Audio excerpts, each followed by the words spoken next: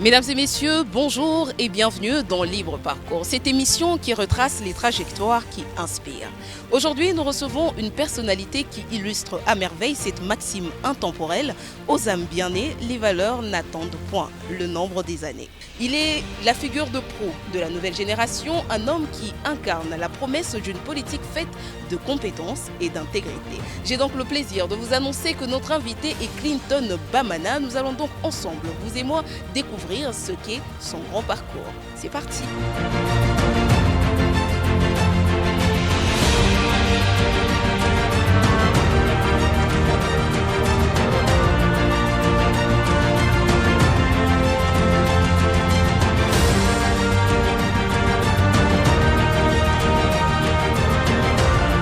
Et voilà, mesdames et messieurs, nous sommes enfin en face de notre invité, l'invité avec qui nous allons échanger autour de son parcours. Je vous l'ai annoncé, il est jeune, cependant son parcours est déjà teinté de beaucoup de victoires. Mesdames et messieurs, Clinton Bamana est avec nous. Monsieur Clinton, bonjour et bienvenue dans le Grand Parcours. Bonjour, merci Madame Samuela. Oh, c'est un plaisir de vous recevoir, croyez-moi. J'ai longtemps entendu parler de vous et puis je me suis dit, pourquoi ne pas revenir vous appeler, parler de ce parcours qui inspire, pourtant vous êtes bien jeune. D'abord, merci. Je voulais vous réitérer mes remerciements pour avoir bien voulu me donner cette invitation pour venir partager autour de ces plateaux précieux qu'est Libre Parcours. Je pense que nous allons avoir, en tout cas, les temps conviviaux de discuter, de partager sur mon parcours, mon petit parcours d'ailleurs, que nous allons aussi partager avec nos téléspectateurs. Nous allons partager avec nos téléspectateurs. On ne va pas faire des jaloux, on va dire nos internautes aussi. Nous pensons à vous, nous ne vous oublions pas. Monsieur Clinton Bamana, Libre Parcours, c'est pour vous découvrir de vos débuts jusqu'à celui que vous êtes aujourd'hui. Cette casquette qui nous a inspirés, qui nous a motivés à venir vers vous afin d'en apprendre plus sur ce parcours qui brille. Monsieur Clinton Bamana, qui est-il? Monsieur Clinton Bamana, c'est un citoyen engagé, un avocat, père de famille, mais aussi un acteur politique. Je fais partie d'une formation politique au sein de laquelle j'assume des responsabilités et je suis aussi un collaborateur d'une personnalité politique que le professeur Daniel Mokoko Samba, vice-premier ministre, ministre de l'économie nationale, aux côtés de qui j'assume les responsabilités des secrétaires particuliers. Mais je suis aussi un acteur social. Je suis président d'une fondation qui porte mon nom. Je vais dire grosso modo, c'est de cette manière-là que je peux me présenter. Merci beaucoup. Vous avez là évoqué plusieurs de vos casquettes. Nous allons revenir sur chacune d'entre elles. Cependant, revenons à Clinton Bamana, enfant, avant d'en arriver à Clinton Bamana, adolescent. Vous étiez jeune, un peu comme tout le monde. Vous aimiez les chocolats, les biscuits, toutes ces petites choses qui font rêver les petits-enfants. Quel était votre rêve à cet âge-là? Vous aviez 8 ans. Rêviez-vous de devenir celui que vous êtes aujourd'hui? Pour vous dire vrai, non. Déjà, dès mon enfance, j'étais très amateur du football. Je voulais devenir footballeur. Vous êtes un bon joueur. Jusqu'à ces jours, je joue. Je suis dans des équipes des quartiers où on joue des matchs des quartiers. Chaque dimanche, je joue au football. C'est devenu pour moi juste une routine de chaque week-end. Donc, je joue. Je voulais devenir footballeur, mais comme vous le savez, dans notre société, mais aussi au regard de la réalité de notre pays où vous n'avez pas assez d'opportunités dans certains domaines de la vie, et pour un parent qui voulait bien voir son fils évoluer, ne pouvait peut-être pas m'orienter vers ces terrains-là, même si on peut aussi compter parmi les rares d'ailleurs de notre génération qui ont si quand même foncé et qui ont réussi dans leur parcours de footballeur. Très tôt, je voulais devenir footballeur, mais par la suite, j'ai voulu en tout cas prendre une autre direction. Mais cette direction aussi a été définie par rapport à une passion que j'ai développée aussi très tôt. Je me rappelle qu'en 6e primaire, j'ai fait désigné président de l'école, de mon école. Et cette désignation, avec le rôle qu'on m'avait confié en son temps, où les directeurs me demandaient de faire le suivi de tous les enfants de l'école qui venaient en retard et qui parfois aussi s'absentaient à l'école. Je me rappelle que les directeurs des études, chaque fois à la fin du cours, venaient me chercher en classe pour me dire les élèves qui n'étaient pas réguliers dans leur classe et que moi j'avais le rôle d'aller même faire leur suivi à la maison. Et à partir de là, j'ai commencé à développer le goût de devenir un responsable et donc le goût de faire la politique. Et déjà, dès cet instant-là, j'ai posé la question à mon père pour savoir quels étaient les domaines qui pouvaient me faciliter la tâche à devenir un grand responsable politique. Mon père m'a dit, il n'y a pas un domaine approprié, tout est question d'apprentissage, mais il faut aussi s'orienter vers les domaines qui vous préparent à cette démarche-là. Et c'est ainsi qu'est Maître Clinton. C'est ainsi que d'ailleurs j'ai développé aussi l'envie de porter la touche, de devenir avocat avec la capacité de bien appréhender le fonctionnement du rouage institutionnel et étatique. Finalement, si on a aussi bien réussi à vous détourner de vos ambitions footballistiques, c'est parce qu'elles n'étaient pas aussi grandes que celles que vous avez découvertes en assumant cette grande responsabilité à l'école primaire, celle de coordonner les choses de vos collègues. La passion footballistique est tout de suite partie face à la nouvelle passion du leader qui naissait grâce à cette nouvelle fonction. Alors, vous me dites que votre père vous a orienté, vous a donné, on va dire, des principes à suivre pour être ce que vous êtes aujourd'hui et que vous allez encore devenir demain, nous l'espérons. Votre papa vous donne la clé, comment vous vous organisez pour commencer à forger celui que vous êtes aujourd'hui. Déjà, vous savez, comme tout fils à la maison, on a pour premier modèle son père. Moi, mon père, président délégué syndical des agents de la Bralima Boma. Et j'espère que nous allons y revenir, là où je suis né d'ailleurs. Mon père fut président délégué syndical et à ce titre-là, il avait le rôle de défendre les intérêts des travailleurs. Et ce rôle faisait qu'il puisse être toujours en contact et toujours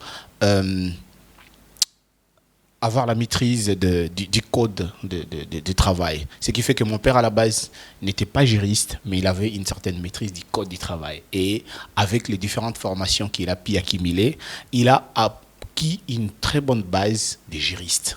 Et donc, à partir de chez nous à la maison, j'ai pu bénéficier d'une base de formation de juriste qui m'a permis, en intégrant la première année des facultés de droit à l'université, j'étais parti avec une longueur d'avance parce que j'avais déjà un esprit de débat à la maison avec mon père.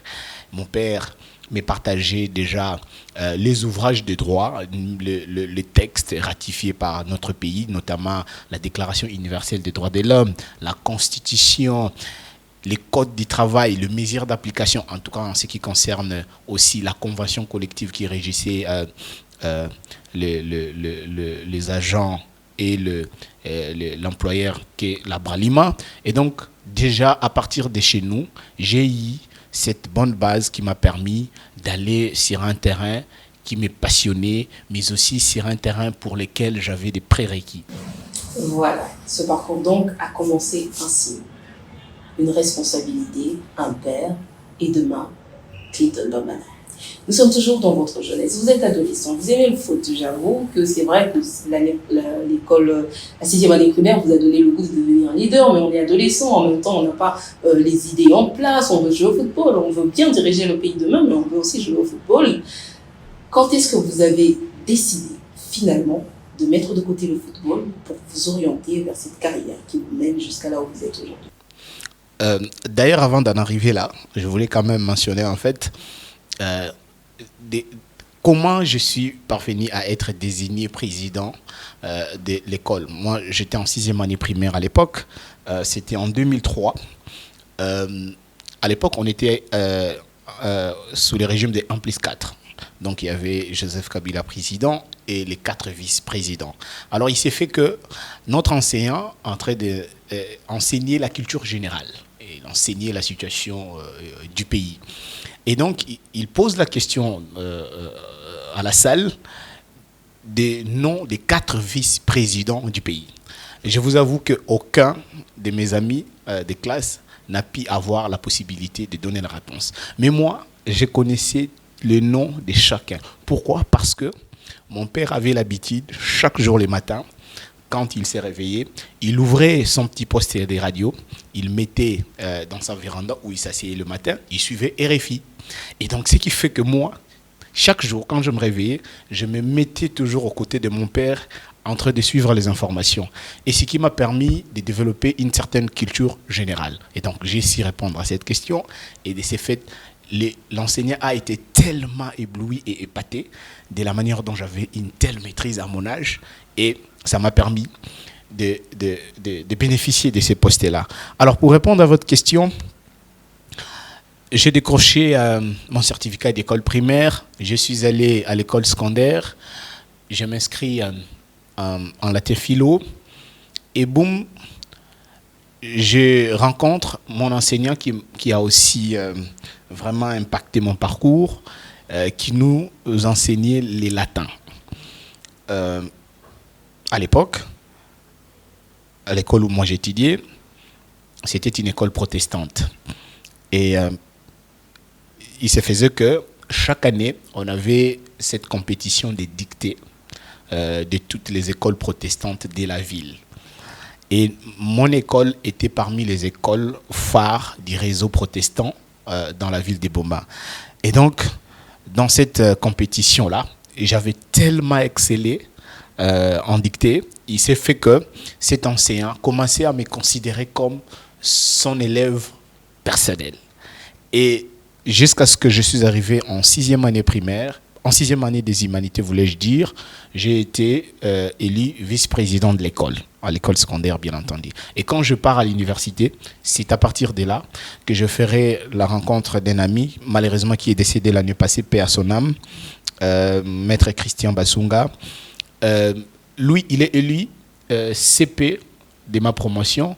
Moi, je suis élu CP adjoint. Et c'est à partir de là, il se fait que lorsque nous, on arrive à l'université, on devait aussi se lancer dans la bataille des élections de la coordination estudiantine.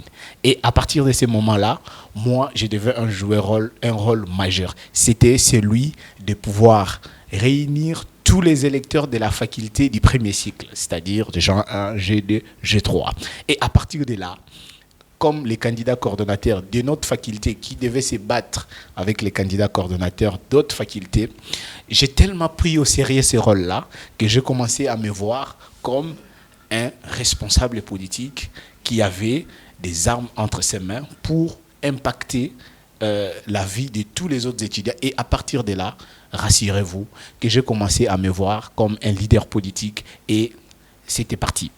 Et voilà, vous arrivez donc à l'université qui vous inspire encore plus ce parcours de leader, comme vous venez d'ailleurs de le dire. Vous sentiez bien d'avoir des âmes à mener vers un objectif.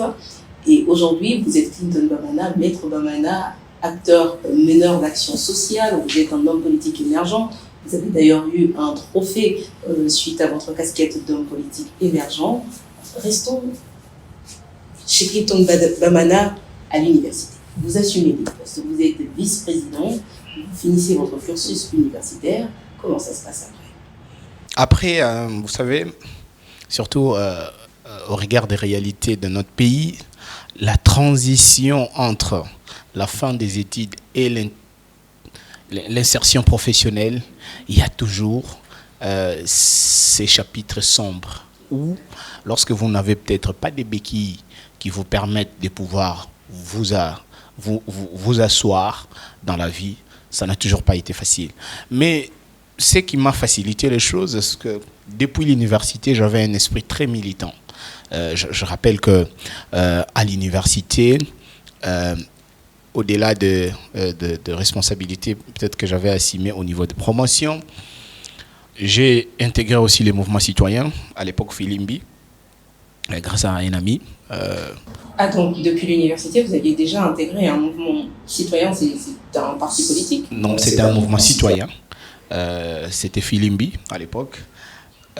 Donc, nous militions pour pouvoir sensibiliser les jeunes sur la nécessité de pouvoir s'intéresser de la question de la démocratie dans notre pays, mais ce qui fait que d'ailleurs aussi en son temps, on avait cette facilité de pouvoir aller au contact de responsables politiques, mener des plaidoyers. Donc j'avais déjà cet esprit parfois revendicatif et cet esprit militant qui m'a forgé.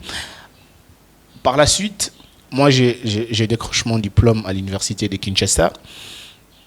Je suis de Boma, donc du Congo central. Et donc, quand j'arrive à l'Inikin, j'ai trouvé une structure qu'on appelait Nekongo. Cette structure-là réunissait les étudiants ressortissants de la province du Congo central. Et à l'époque, donc, il y avait la même structure qui existait à l'ISTA, ça existait à l'IPC, ça existait à l'IPN, ça existait à l'ICC et ailleurs. Et donc, on décide de faire une fusion, une synergie de toutes ces structures-là des ressortissants de la province du Congo central pour discuter des questions cruciales qui concernaient les intérêts économiques de cette province-là. Et c'est comme ça que nous allons créer un mouvement qu'on a appelé en son temps le mouvement Gilets Verts. Ce mouvement est né à la suite d'une revendication claire. En son temps, du côté de l'Union africaine, il y avait une telle pression que l'on devait ériger les ponts qui devaient relier, les ponts route-rail qui devaient relier Kinshasa à Brazzaville. Et que donc nous, en tant que ressortissants de la province du Congo central, on va faire un bloc pour dire non à la construction de ce pont parce que nous, on estimait que pour des raisons de souveraineté économique de notre pays, il était important que le pays s'investisse d'abord à construire les ports en eau profonde des Bananas pour faire en sorte que le jour où les ponts est érigé, c'est ce qui n'était pas aussi une mauvaise idée parce que nous n'étions pas totalement contre à l'idée de l'érection du pont au route-rail Kinshasa-Brazzaville, mais nous étions beaucoup plus attaché à l'idée que ces ponts ne devaient pas précéder la construction du pont en eau profonde des Bananas parce qu'en face, en République du Congo, il y a le pont, il y a le port en eau profonde de Pointe-Noire qui allait malheureusement étouffer les ports que nous avons déjà dans notre pays, particulièrement dans le Congo central, notamment celui de Boma et de Matadi. Et donc, pour mettre le pays en situation de compétition loyale avec la République du Congo d'en face, qui a un port en eau profonde de Pointe-Noire, il fallait aussi doter à notre pays un port qui ferait que nous ne puissions pas être engloutis par la compétition, mais aussi par la capacité d'accueil des navires de ces grands ports qui allaient mettre à genoux le port de Matadi et de Boma. Et donc, de cette idée-là, nous avons bâti un mouvement qui était devenu très fort et dans lequel j'ai assumé les responsabilités des secrétaires généraux.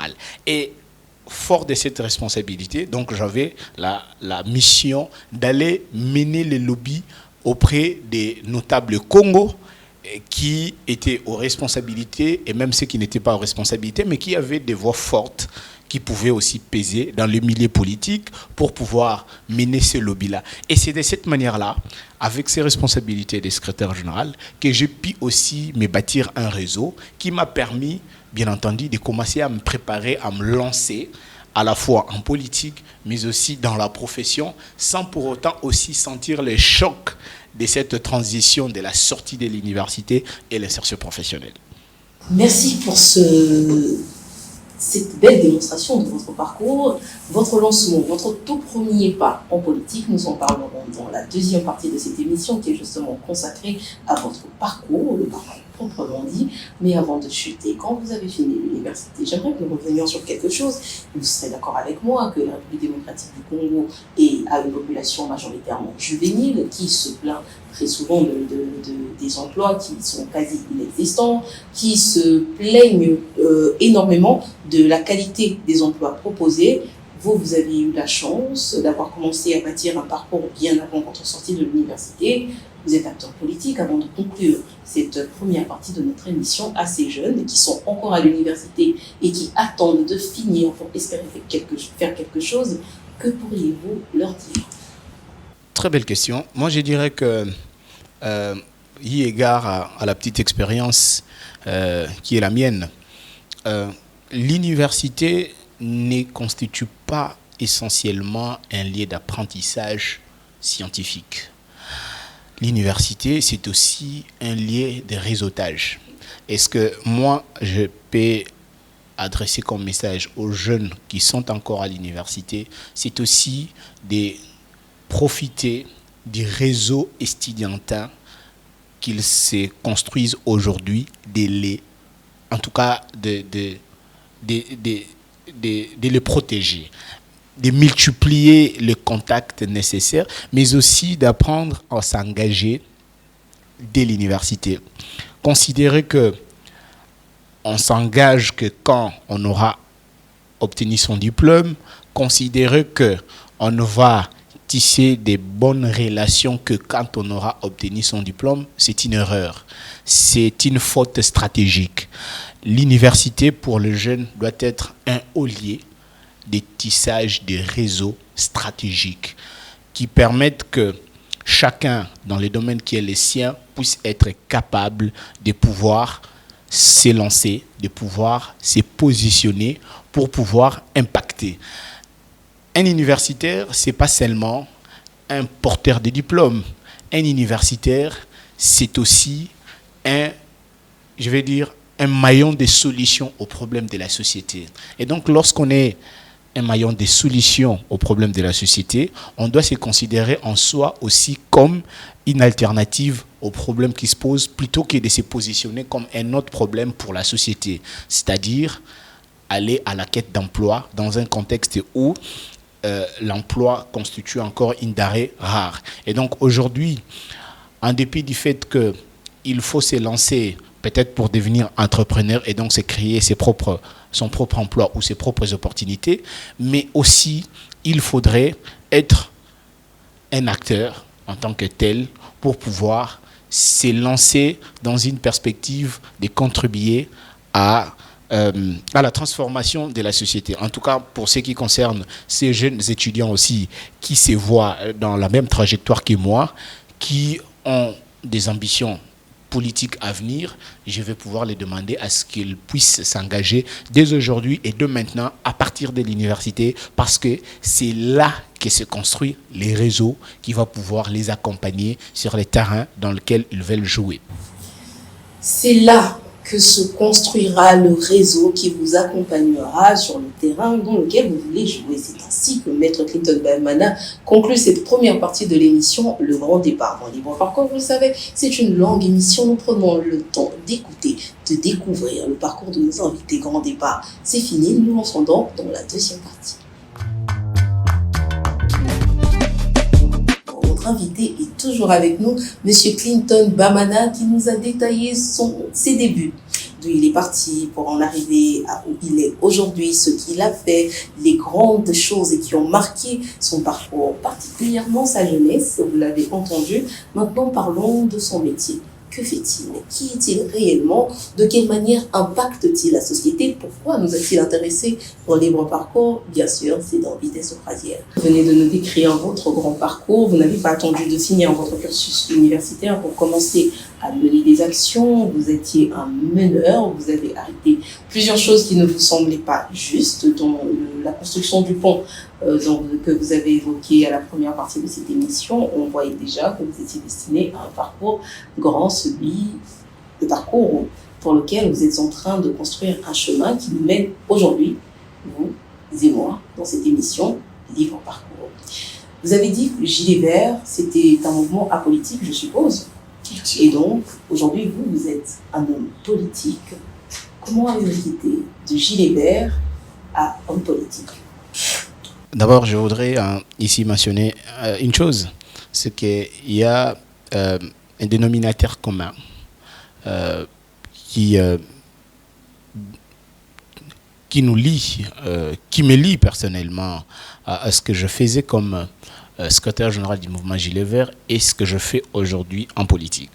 C'est l'ambition d'impacter la société, mais aussi et surtout la détermination de travailler pour le bien-être collectif. Parce que ce que nous avons fait dans le cadre du mouvement Gilets Verts avait un objectif clair. Mais des objectifs, en tout cas, dont les résultats étaient bénéfiques, non à ceux qui ont mené ces combats, notamment nous, mais pour toute la communauté et donc pour tous les pays. Aujourd'hui, aujourd'hui ou demain, lorsque le port finira à être construit, ça sera une infrastructure qui sera stratégique et bénéfique pour le pays. Vous savez qu'aujourd'hui, notre pays, au regard des enjeux auxquels il est confronté, a réellement besoin de s'offrir et de se doter des infrastructures stratégiques pour assurer sa souveraineté économique. Et donc, ce que je fais aussi en tant qu'acteur politique, c'est que nous militons à travers l'idéal pour lequel nous nous sommes engagés, de pouvoir contribuer à la transformation profonde de la République démocratique du Congo. Voilà, je vais dire, le point de convergence des militantismes qui me caractérisent, que ce soit dans la société civile, que ce soit en politique. Et voilà. Et donc, pour revenir à ce que nous disions, vous quittez de Gilets Verts à un homme politique. Quel a été votre premier vrai pas dans le monde public ou politique? Je dirais que d'abord, je suis très modeste à considérer que mon parcours, il est encore tout au début. Il n'est pas encore grand. Mais je dirais que j'ai eu la chance. Il est plutôt inspirant. Je suis tout de même flatté de savoir que ça vient de vous. Mais je considère que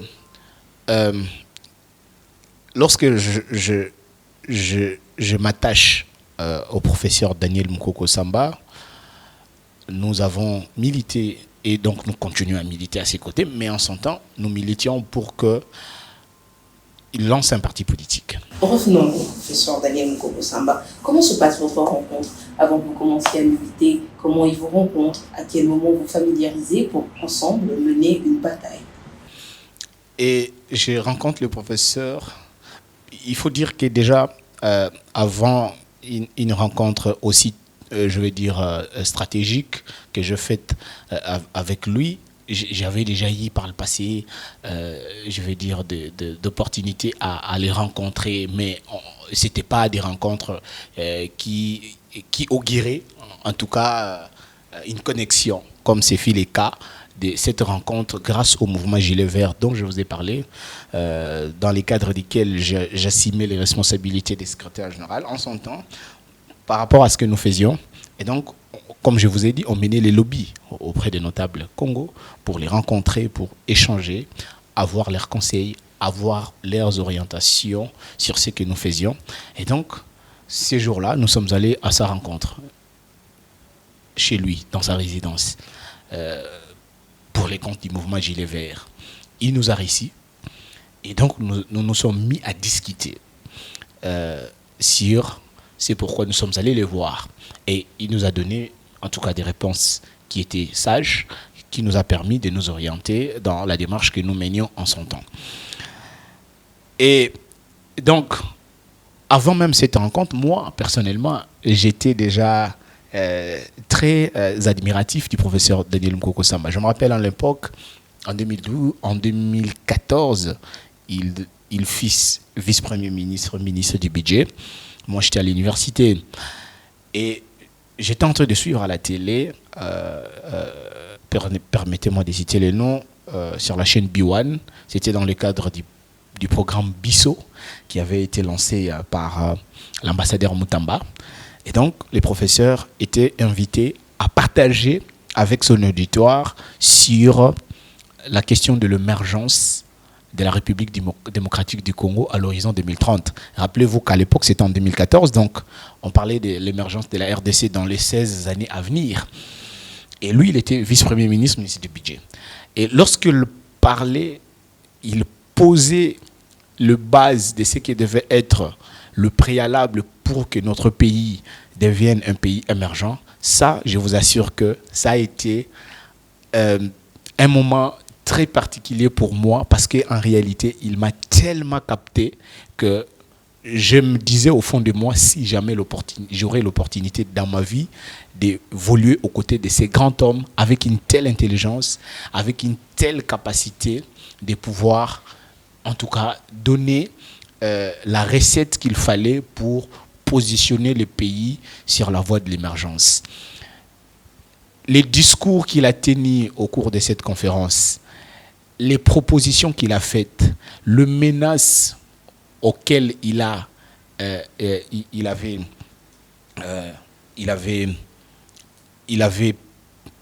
déjà annoncé en son temps, il avait prévenu, voulais-je dire, sont encore des questions d'actualité ces jours. Il parlait des défis sécuritaires de notre pays au regard de notre positionnement stratégique, au regard des ressources dont nous disposons. Il parlait des questions de mobilité de la ville de Kinshasa. Il parlait des questions de la géographie de notre pays. Il parlait de la question de la population congolaise qui ne faisait que grimper. Il parlait des questions d'emploi. Et ces questions sont encore d'actualité ces jours.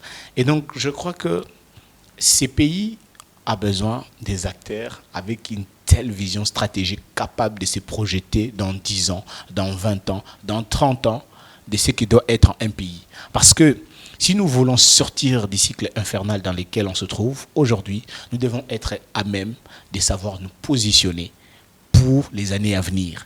Et j'ai toujours retenu que la solution, parmi les pistes de solutions qu'il donnait, c'est que dans ces pays, nous devons être capables de nous accorder sur un consensus national de ce que nous voulons faire de la République démocratique du Congo. Et cette question, elle est encore d'actualité ces jours. D'un homme politique, d'un ministre qui vous inspire à la télévision ou un homme avec qui vous êtes en train de faire un chemin, comment décririez-vous aujourd'hui la relation qu'il y a entre vous et le professeur? En un mot, je décrirais ces liens ou cette relation de père et fils. Personnellement, je ne m'étais jamais considéré, en tout cas humblement, comme un collaborateur du prof. Je me suis toujours considéré comme un fils au regard de la grandeur de la personne, au regard du niveau d'intelligence qu'il incarne. J'ai toujours considéré que c'est un père aux côtés de qui nous apprenons. Et il fait preuve de grande humilité pour pouvoir nous accepter à ses côtés, malgré nos faiblesses, malgré notre jeunesse, qui parfois aussi peut nous, en tout cas, exposer à certaines choses. Mais il a accepté de cheminer avec nous et de ses côtés, nous avons beaucoup appris et nous continuons à apprendre. Ce qui fait que dans le milieu de la jeunesse, comme vous l'avez dit vous-même, nous essayons d'inspirer ceux qui auraient voulu aussi faire le même parcours que nous. Mais les professeurs, acteurs politiques, c'est un homme d'un savoir-faire sans précédent, d'un niveau de conscience et d'un niveau, un sens de l'État inégalé. À ses côtés, j'ai appris que l'action collective repose sur une seule chose, la volonté de servir la volonté de servir les autres. Aux côtés du professeur, l'expérience que je tire, c'est que ces pays peuvent sortir du gouffre dans lequel ils se trouvent. Mais c'est une question de conjugaison de forces, c'est une question de volonté, mais c'est une question aussi de la passion de l'État,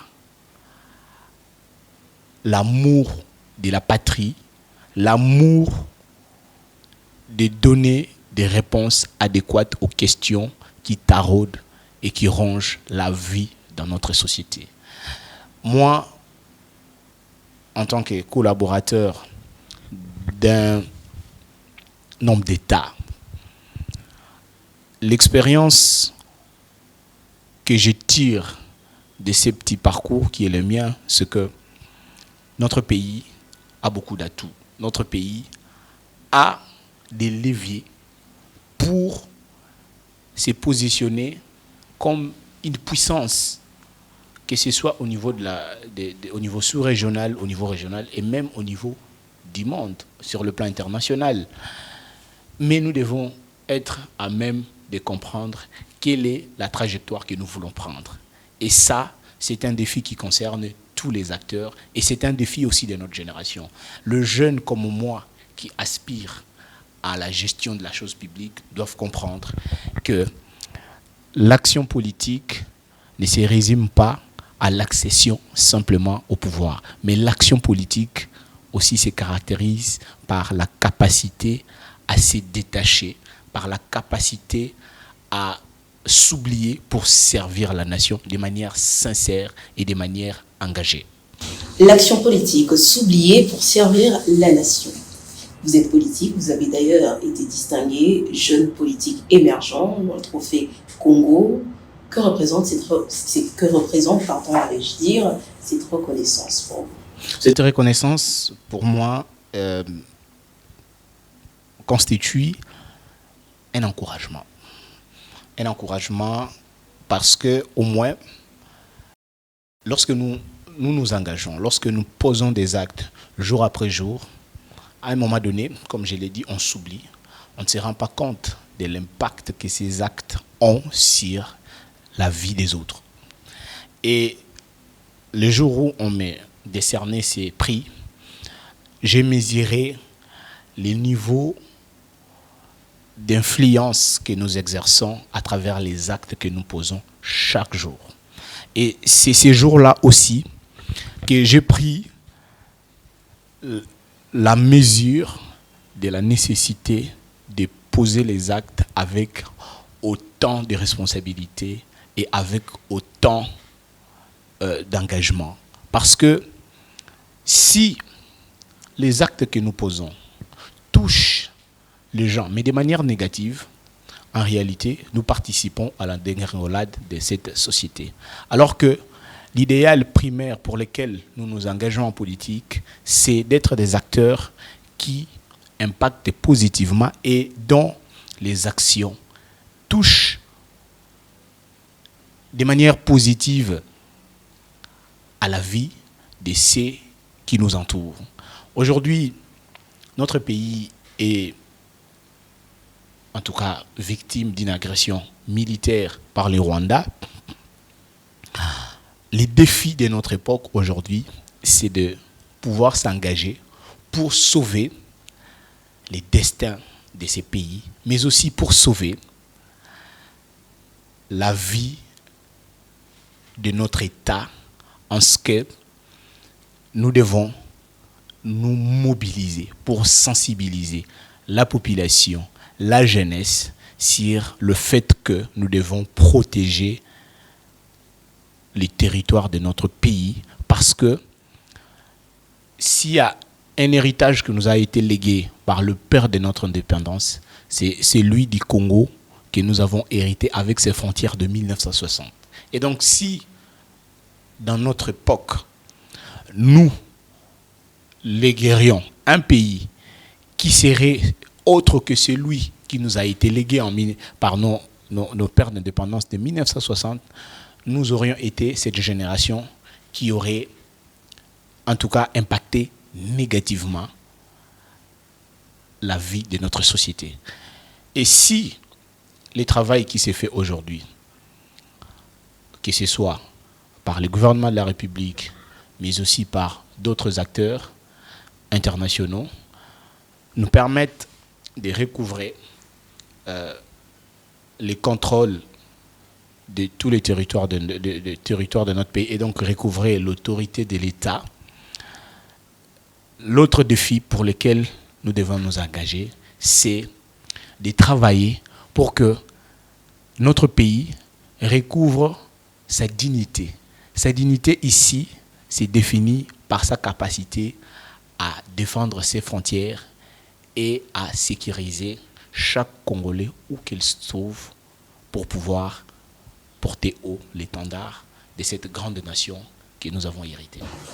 Merci, Maître Clinton. Vitesse de croisière est en train de tendre vers la fin. Cependant, avant de clôturer cette deuxième partie de cette émission pour finalement entamer la dernière, j'aimerais que nous chutions avec 2 dernières questions. Alors la première est la suivante. Je vous demanderai très gentiment de répondre brièvement. Vous avez décrit votre relation avec le professeur. Moi, j'aimerais savoir, vous, indépendamment de la relation qui vous unit au professeur, quelle est votre identité politique? Personnellement, vous savez, la question elle est très pertinente.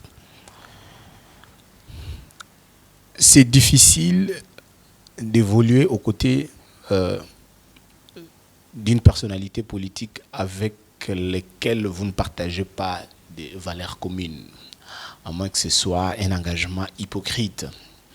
Mais comme les professeurs, et d'ailleurs comme la philosophie, la doctrine et la vision que nous incarnons dans les cadres de notre parti, l'Union congolaise, c'est que dans l'idéal pour lequel nous nous sommes engagés, c'est de faire en sorte que tous les actes que nous posons chaque jour qui passe aient un seul but.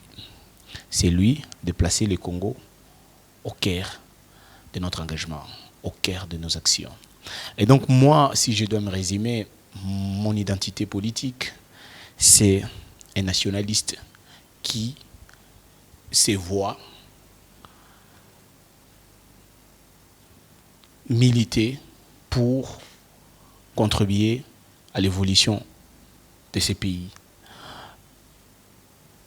Toutes les initiatives que nous allons prendre ne sauraient déroger à cette règle ou à cet idéal-là.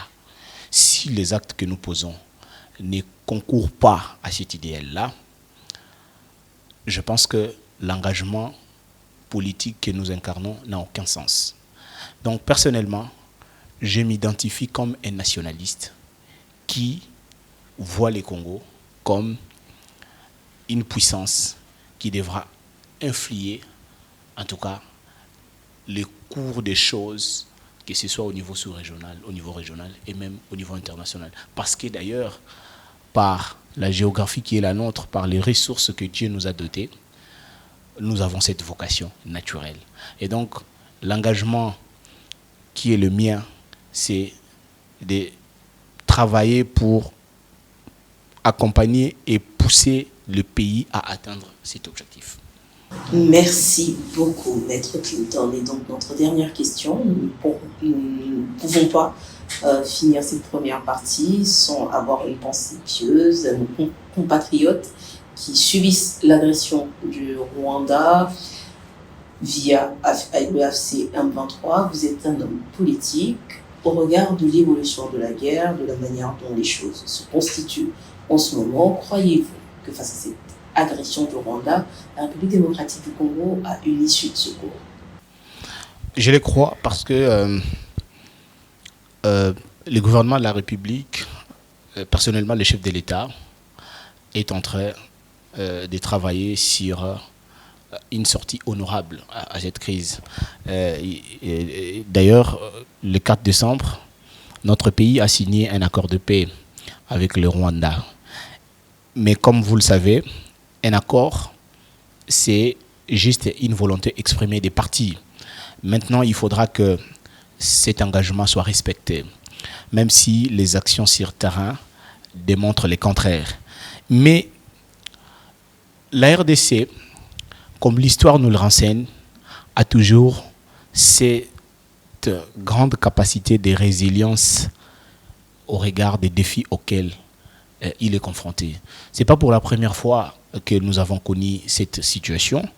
Nous sommes sortis par le passé à ces genres de situations. Et je crois encore, personnellement, avec conviction, que nous allons sortir de cette situation.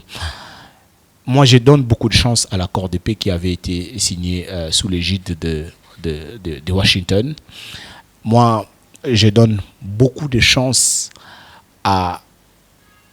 au retour de la paix, au retour de la situation d'antan et à une cohabitation pacifique entre le peuple de la RDC, du Rwanda et de toute la sous-région. Par la voie de la diplomatie. Par la voie diplomatique, bien entendu. Donc, nous avons un pays avec autant de défis, avec beaucoup d'opportunités à offrir à la fois à la sous-région et au monde. Mais je pense que ces opportunités-là, nous pouvons tous ensemble les bénéficier si seulement nous pratiquons les relations de bon voisinage, nous pratiquons en tout cas les relations de coopération d'égal à égal qui nous permet que nous puissions tirer le bénéfice des ressources dont nous disposons, mais aussi ceux qui veulent exploiter nos ressources, en tout cas, tirent des bénéfices de manière propre en respectant la souveraineté de notre pays et donc en respectant les institutions de notre pays en entrant par la grande porte pour pouvoir négocier et bénéficier de ces ressources-là. La RDC, c'est un pays qui est au cœur de plusieurs enjeux aujourd'hui, notamment l'enjeu de la technologie de la 5G, l'enjeu de la technologie de l'automobile. Nous sommes les réservoirs du monde et donc nous, en tant que Congolais, nous devons mesurer en tout cas les défis qui nous incombent. Parce que si aujourd'hui on nous fait la guerre parce qu'on veut nous ravir nos ressources, mais nous devons nous comprendre que nous avons la pleine responsabilité de nous préparer à ce que nous puissions à tout moment être à même de dissuader ces genres d'incursions ou d'agressions, parce que si aujourd'hui c'est le Rwanda qui nous agresse, demain certainement ça sera un autre pays. Parce que si aujourd'hui la guerre repose sur l'exploitation de minéraux stratégiques, demain ça sera la guerre de l'eau. Et donc si nous ne prenons pas garde des défis qui nous incombent, en nous accordant sur un consensus national de ce que nous voulons faire de notre pays, nous allons continuellement subir la même chose. Et donc les défis de tous les Congolais qui se positionnent et qui veulent s'engager pour devenir des acteurs politiques de ce pays doivent avoir tous un seul défi en tête, doivent avoir tous un seul objectif en tête. C'est celui de s'engager pour solidifier les institutions de la République à travers des pratiques qui permettent que le pays, en tout cas, recouvre sa force sur le plan économique, sur le plan social, sur le plan technologique. Et donc, si les jeunes doivent avoir en tête que l'action politique ou l'engagement politique devrait se résumer à pouvoir s'offrir des postes politiques pour assouvir leurs propres appétits, laissez-moi vous dire que cet engagement n'a pas de sens, cet engagement n'a pas lieu d'être. L'appel que je lance à l'endroit de tous les jeunes, à l'endroit de tous les compatriotes qui aujourd'hui ont perdu l'espoir, qui aujourd'hui n'ont plus confiance en leurs responsables politiques et publics, c'est que il est possible que nous puissions sortir de ces cycles infernaux. Mais cette sortie ne sera possible que si nous, Congolais, prenons aussi conscience de nos propres, en tout cas, défis, mais aussi de nos propres fautes. Parce qu'aujourd'hui, le pays est en train de fournir d'efforts. Je veux dire, le gouvernement est en train de fournir l'effort. Mais à côté, nous avons d'autres Congolais qui se sont engagés à pouvoir déranger les efforts qui sont en train d'être déployés pour recouvrer la situation de paix et de sécurité dans le territoire de notre pays. Et donc, il en est de même pour ceux qui estiment que l'action qui est menée par le gouvernement en place n'est pas susceptible d'apporter des solutions. La démocratie nous exige qu'ils puissent contester cette action par les voies démocratiques, par des pratiques qui respectent l'ordre institutionnel et constitutionnel établi. Plutôt que de pouvoir légitimer la prise d'armes pour justifier la contestation, le peuple doit être du côté de ceux qui respectent l'ordre institutionnel et constitutionnel, et le peuple doit être du côté de ceux qui militent de manière démocratique à travailler pour le bien-être de tous. Merci beaucoup, Maître Clinton. C'est donc ainsi que cette deuxième partie, vitesse de croisière, se termine. Nous entamons la troisième et dernière partie, toujours avec vous. Mesdames et messieurs, troisième et dernière partie, c'est tout de suite. Et voilà, nous sommes dans la troisième et toute dernière partie de Libre Parcours. Mesdames et messieurs, vous êtes avec nous depuis le début. Nous sommes en train de découvrir le beau et grand parcours inspirant de Maître Clinton Bamana. Nous sommes en train de chuter. Nous allons également découvrir une autre facette dans cette dernière partie. Le grand cœur de Monsieur Clinton Bamana sera également découvert. Ce qu'il fait indépendamment de sa bonne relation qu'il a décrite être de père et fils avec le professeur Mokoko Samba, mais nous allons également parler de son parti politique à lui, tout seul, ce qu'il fait et surtout ce qu'il fait aujourd'hui pour la jeunesse congolaise. Vous l'avez remarqué, je suis debout, je suis seul. Je vous repropose donc d'aller le retrouver.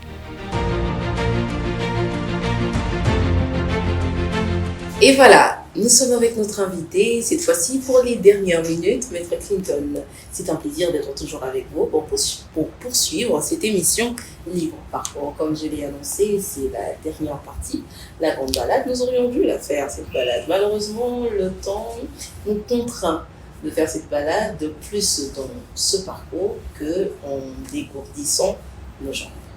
Maître Clinton, nous avons parlé de votre parcours, nous avons parlé de vous jeunes, adolescents, universitaires, du mouvement Gilbert à la rencontre avec le professeur Daniel Mokoko Samba.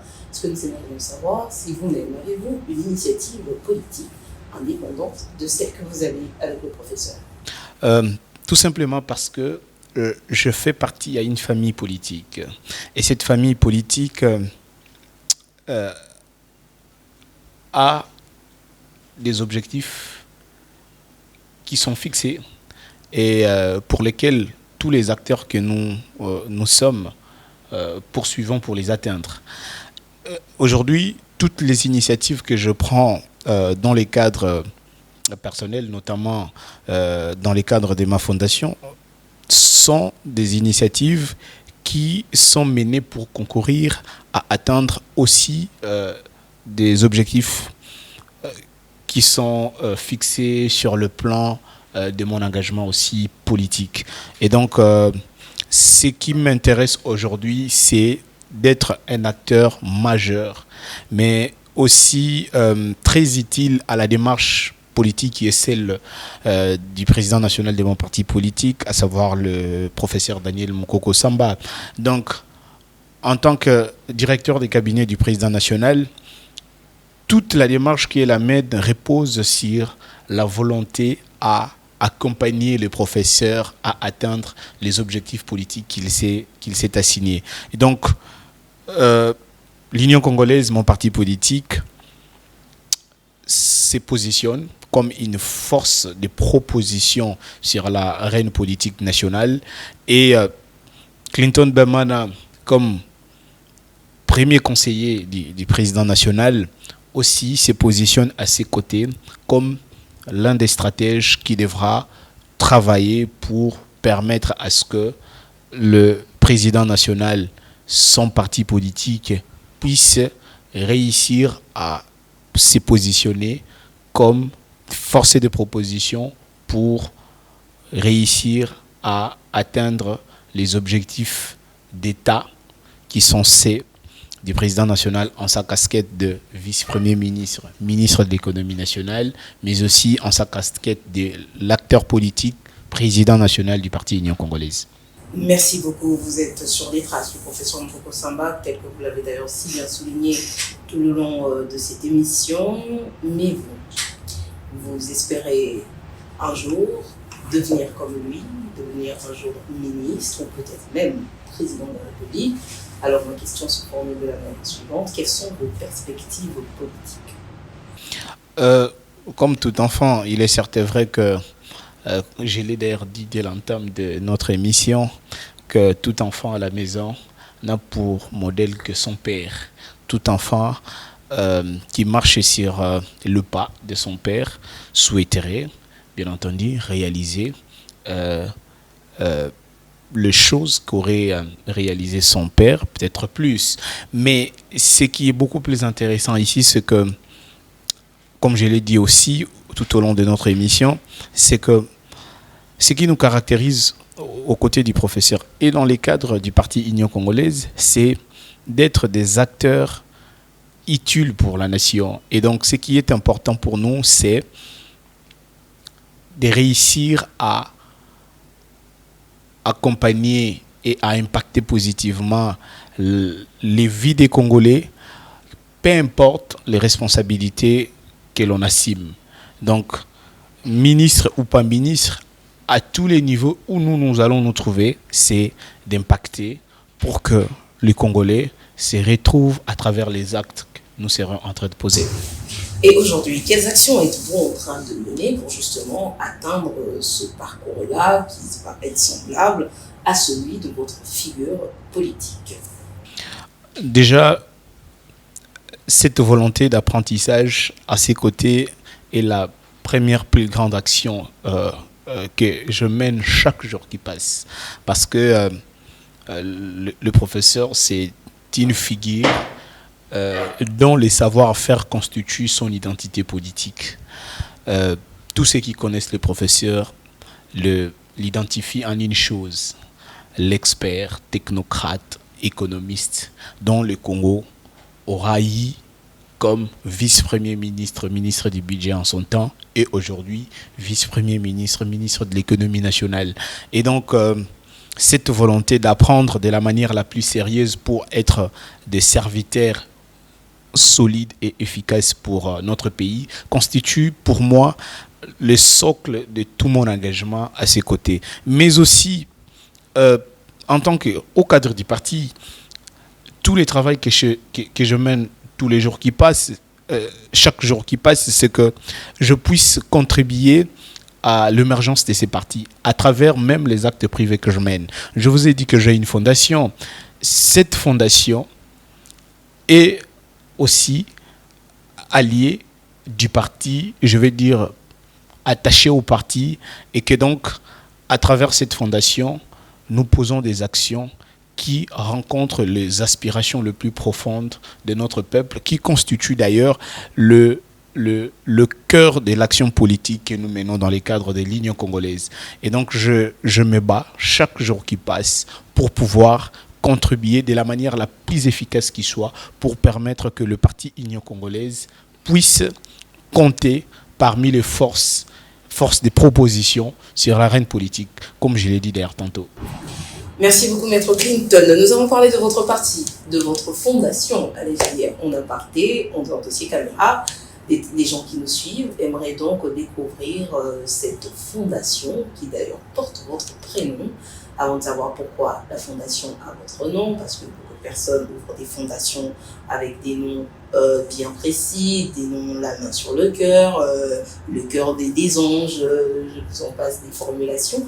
Votre fondation porte votre nom. Avant d'en arriver à pourquoi votre nom, parlez-nous de cette fondation, d'où vous est venue l'idée de la créer et surtout sur quoi repose cette fondation. D'abord, moi je suis ici d'un milieu défavorisé. Dans les milieux d'où je suis venu, c'était pas aisé, c'était pas aussi possible de croire qu'un jeune venant de ces milieux-là pouvait aussi percer.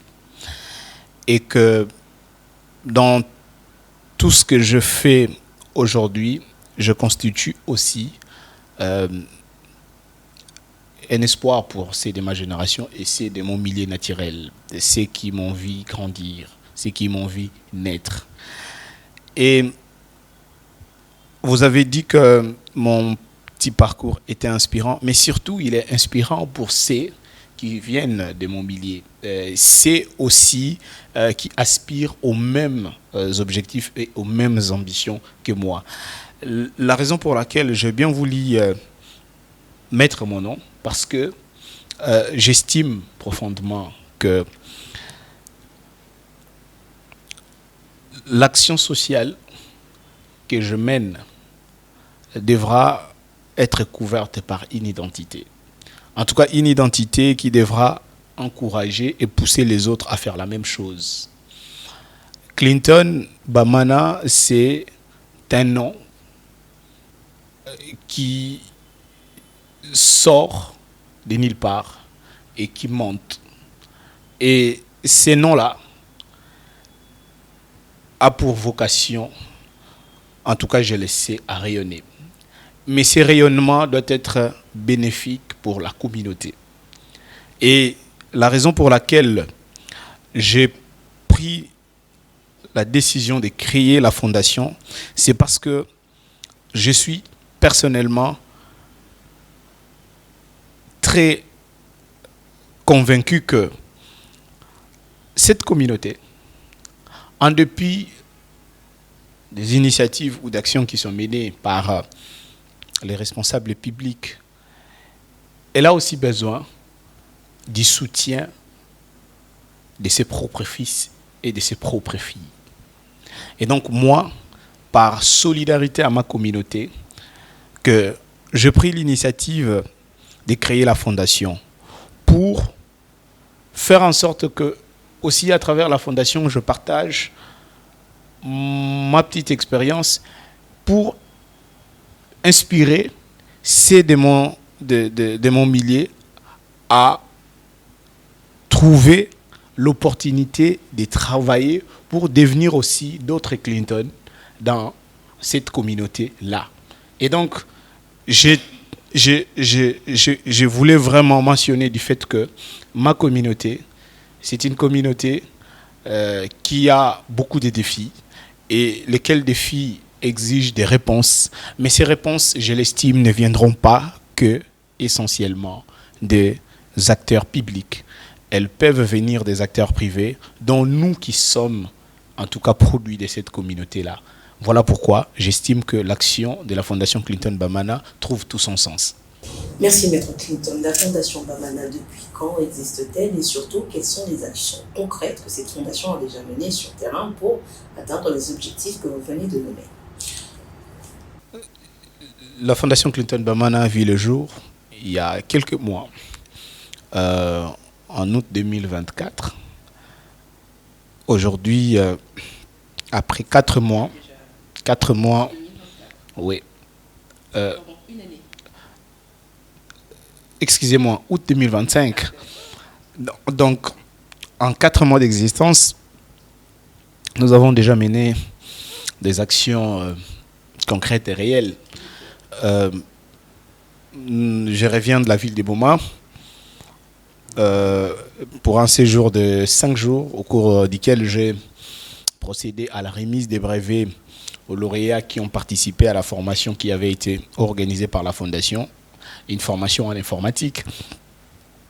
Pourquoi nous avons d'abord choisi l'informatique? Parce que nous estimons, moi j'estime personnellement que le monde aujourd'hui étant un monde changeant, un monde qui aujourd'hui repose sur les nouvelles technologies de l'information, il est essentiel que la jeunesse de notre pays, mais particulièrement de ma communauté, soit aussi en phase avec cette évolution, notamment avec une formation qui va dans le sens de leur donner des outils qui les permettront aussi de parler ces langages-là, des nouvelles technologies de l'information.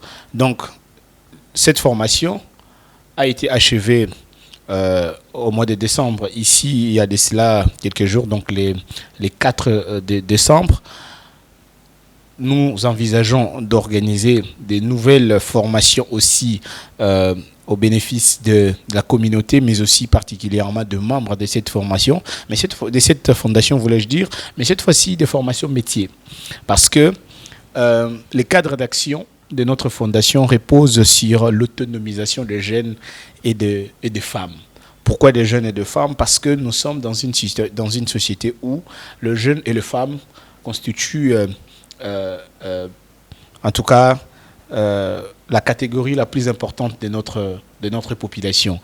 Donc nous essayons dans les actions que nous menons tous les jours de faire en sorte que ces jeunes et ces femmes soient autonomes. Mais cette autonomie ne sera possible que par l'apprentissage et par l'accès au savoir dans les domaines qui le permettent de pouvoir contribuer au développement communautaire, notamment comme nous l'avons fait avec l'informatique, mais aussi comme nous allons le faire dans les jours à venir avec des formations métiers, notamment la coupe et couture. Nous allons faire aussi avec la mécanique. Nous comptons aussi le faire avec la cordonnerie et tant d'autres. Donc, la Fondation Clinton Bamana veut en tout cas se positionner comme une structure d'accompagnement de l'évolution communautaire à travers des axes prioritaires qui sont les nôtres, notamment la formation,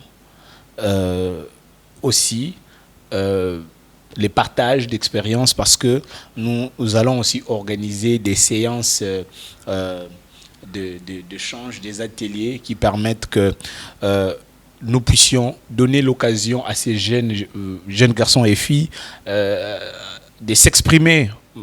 Vous êtes une très talentueuse journaliste, mais au niveau de nos communautés, parfois, il y a aussi de ces jeunes filles qui auraient voulu peut-être s'afficher comme des journalistes talentueuses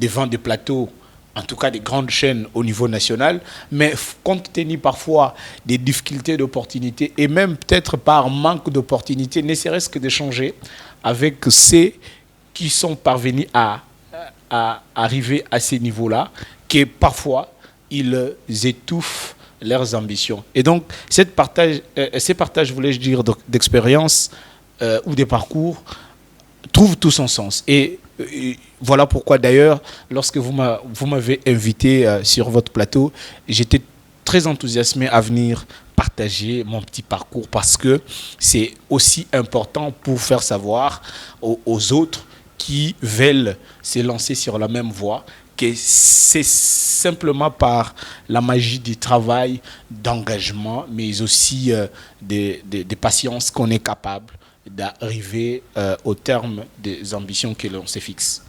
Merci beaucoup, Maître Clinton Bamana. Nous sommes en train de tendre vers la fin. Malheureusement, le temps nous est imparti. Chers téléspectateurs, chers internautes, les bonnes choses ne durent jamais. Nous allons chuter avec les troisième parties, donc avec l'émission tout entière, avec 2 dernières questions qui me tiennent à cœur.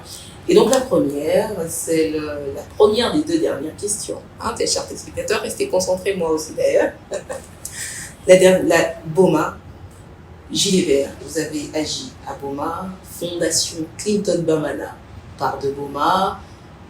Pourquoi vous n'agissez qu'à BOMA? Est-ce parce que vous êtes un natif de BOMA? Et aujourd'hui, quelles sont vos ambitions vis-à-vis de cette ville? Le mouvement Gilet Vert a agi au niveau national. La Fondation, bien entendu, aujourd'hui agit particulièrement dans la ville de BOMA, parce que j'estime que je ne saurais aller au secours des autres sans commencer par d'où je viens. Même Jésus-Christ a commencé son évangile à Jérusalem. Et donc, je considère que la ville de BOMA a besoin aussi de connaître l'implication, la participation de ses filles et fils. Et j'encourage aussi aux autres qui ont certainement d'initiatives similaires de le faire aussi dans leur communauté, parce que nos communautés ne vont se développer ou ne vont se transformer que par nos efforts personnels, mais aussi collectifs. La Fondation Clinton Bamana a une ambition claire. En tout cas, celle de pouvoir soutenir la jeunesse dans tout son ensemble. Soutenir la jeunesse parce que si les jeunes sont armés, le pays est bien parti pour se relever. Aujourd'hui, je l'ai dit tantôt, le grand défi auquel nous sommes confrontés, c'est les défis de la quête des connaissances. Pendant que nous sommes en train de tourner cette émission, parmi les jeunes de pays voisins qui nous entourent, chez les autres, on parle des jeunes encodeurs qui travaillent pour pouvoir développer, approfondir leurs capacités technologiques et donc doter leur pays, leur ville et leurs institutions des instruments technologiques sophistiqués pour se sécuriser contre toute forme d'attaque qui pourrait venir de n'importe quel horizon. Aujourd'hui, notre pays devra faire la même chose. Et donc, moi, en tant que jeune acteur politique, conscient de ces défis, à mon niveau, en tout cas, par rapport aux petits moyens dont je peux disposer pour pouvoir aussi déjà entraîner le jeune à cet apprentissage, il est important de pouvoir les accompagner vers cette voie. C'est seulement par cette voie-là qu'ils seront en mesure de contribuer pour l'avancement du pays, l'amélioration de nos réalités locales, mais aussi de cette seule manière-là qu'ils auront la capacité à agir de manière indépendante. Parce que sans autonomie d'action, sans autonomie, je vais dire même sociale, il est impossible de pouvoir agir avec toute conscience et indépendance. C'est pourquoi je considère, et nous considérons dans les cadres de notre fondation, que l'éducation et la formation doivent être la mère de toutes les batailles à mener. Et la bataille qui est celle de la Fondation Clinton Bamana, c'est d'armer la jeunesse d'outils, de connaissances qui les permettront d'être de vrais acteurs autonomes pour accompagner, en tout cas, les relèvements de notre pays. Merci beaucoup, Maître Bamana. Dans 10 ans, vous voyez la République démocratique du Congo à quel niveau? Comme un acteur optimiste, moi je vois ce pays s'est lancé sur la voie de l'émergence. Aujourd'hui, avec des indices clairs de volonté d'aller vers cette voie, notamment avec la stabilité du cadre macroéconomique, c'est possible que nous allions vers cette voie. Même si nous avons beaucoup d'efforts à faire, mais le Congo, à l'horizon 2035, si nous maintenons les caps, si nous multiplions d'efforts, si nous convergeons à un consensus national qui nous permette de pouvoir placer le Congo au cœur de notre action comme l'intérêt primordial de tous nos engagements, je pense que le Congo sera bien parti pour pouvoir se positionner comme une émergence capable de pouvoir aussi impacter la sous-région, la région et voire même la scène internationale. Merci beaucoup, chers téléspectateurs. Cette émission est terminée. Maître Bamana, nous avons fini. J'ai aimé quand vous avez dit que vous veniez d'un milieu défavorisé. C'est ainsi que j'aimerais que vous concluiez cette émission en adressant un message fort aux jeunes qui, aujourd'hui, ne voient pas d'issues de secours à leur situation, ces jeunes qui aimeraient un jour sortir des sentiers battus et atteindre un certain niveau, mais qui sont contraints de rester où ils sont à cause du milieu dans lequel ils se retrouvent. J'aimerais que vous regardiez votre caméra et qu'à ce jeune, vous leur disiez quelque chose qu'ils n'oublieront jamais. La République démocratique du Congo est un pays immensement riche, non seulement par ses ressources naturelles, mais aussi par sa jeunesse. À ces jeunes qui constituent cette richesse, cette richesse ne saurait se transformer, en tout cas, en des atouts stratégiques pour notre pays que si le jeune se dote des moyens de leur action. Ces moyens ne sont d'autres que la connaissance.